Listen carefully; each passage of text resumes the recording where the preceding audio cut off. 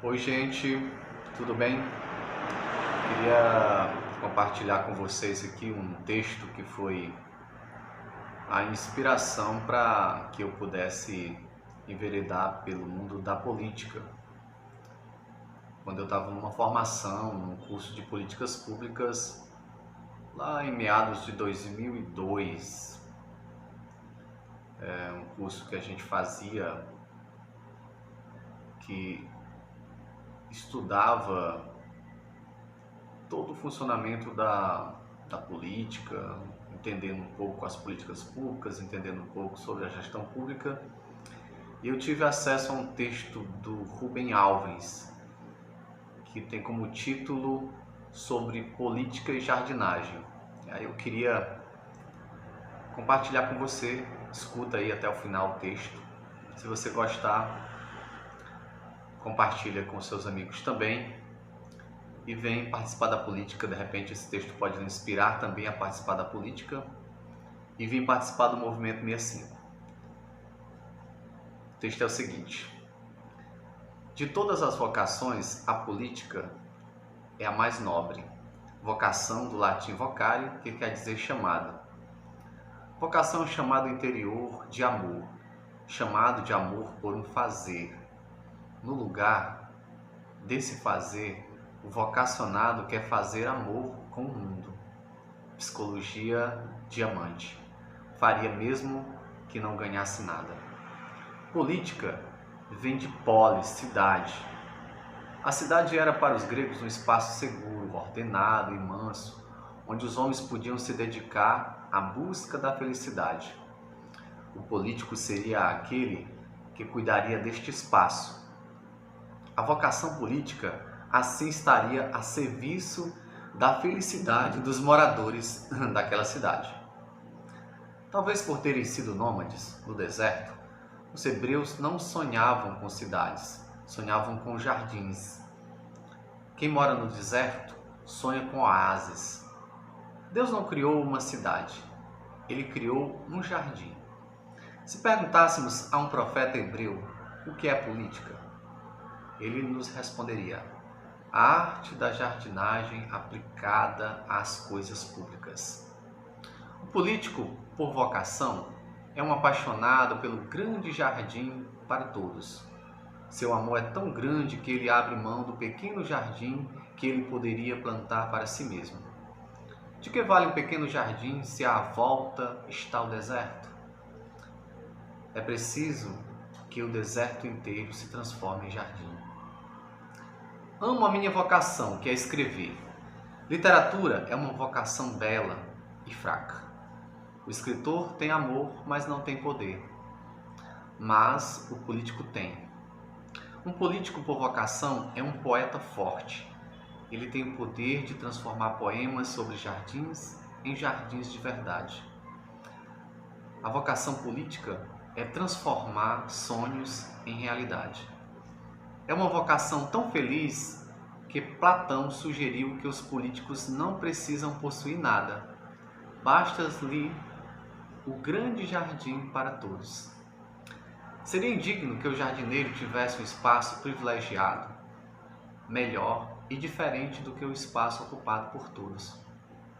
Conheci e conheço muitos políticos por vocação. Sua vida foi e continua a ser um motivo de esperança. Vocação é diferente de profissão. Na vocação, a pessoa encontra a felicidade na própria ação. Na profissão, o prazer se encontra não na ação. O prazer está no ganho que dela se deriva. O homem motivado pela vocação é um amante. Faz amor com a amada pela alegria de fazer amor. O profissional não ama a mulher. Ele ama o dinheiro dela. É um gigolô. Todas as vocações podem ser transformadas em profissões. O jardineiro por vocação ama o jardim de todos. O jardineiro por profissão usa o jardim de todos para construir seu jardim privado, ainda que para isso aconteça ao seu redor o aumento do deserto e o sofrimento. Assim é a política. São muitos os políticos profissionais. Posso então enunciar Minha segunda tese. De todas as profissões, a profissão política é a mais vil, o que explica o desencanto total do povo em relação à política. Guimarães Rosa, perguntado por Guten Lorenz se ele se considerava um político, respondeu: eu jamais poderia ser político com toda essa charlatanice da realidade. Ao contrário dos legítimos políticos, acredito no homem e lhe desejo um futuro. O político pensa apenas em minutos. Sou escritor e penso em eternidades.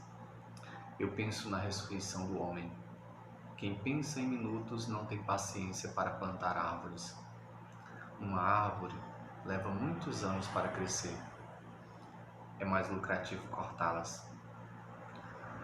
Nosso futuro depende dessa luta entre políticos por vocação e políticos por profissão. O triste é que muitos que sentem o chamado da política não têm coragem de atendê-lo, por medo da vergonha de serem confundidos com gigolôs e de terem de conviver com gigolôs. Escrevo para vocês, jovens, para seduzi-los à vocação política. Talvez haja jardineiros adormecidos dentro de vocês. A escuta da vocação é difícil, porque ela é perturbada pela gritaria das escolhas esperadas, normais. Medicina, engenharia, computação, direito, ciência. Todas elas legítimas, se forem vocação. Mas todas elas afunilantes. Vão colocá-los num pequeno canto do jardim, muito distante do lugar onde o destino do jardim é decidido. Não seria muito mais fascinante participar dos destinos do jardim? Acabamos de celebrar os 500 anos do descobrimento do Brasil. Os descobridores, ao chegar, não encontraram um jardim, encontraram uma selva. Selva não é jardim. Selvas são cruéis e insensíveis, indiferentes ao sofrimento e à morte. Uma selva é uma parte da natureza ainda não tocada pela mão do homem. Aquela selva poderia ter sido transformada num jardim. Não foi.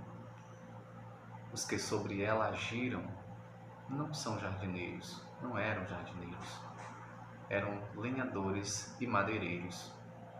E foi assim que a selva, que poderia ter se tornado um jardim para a felicidade de todos, foi sendo transformada em desertos salpicados de luxuriantes jardins privados, onde uns poucos encontram vida e prazer.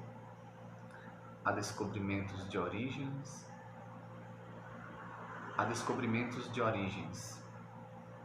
mais belos são os descobrimentos de destinos.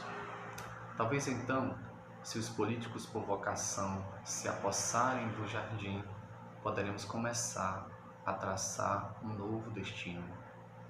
Então, ao invés de desertos e jardins privados, teremos um grande jardim para todos, obra de homens e mulheres que tiveram o amor e a paciência de plantar árvores a cuja sombra nunca se assentariam. É isso, texto de Rubem Alves, para nos inspirar e participar da política. Vem para o Movimento Messi.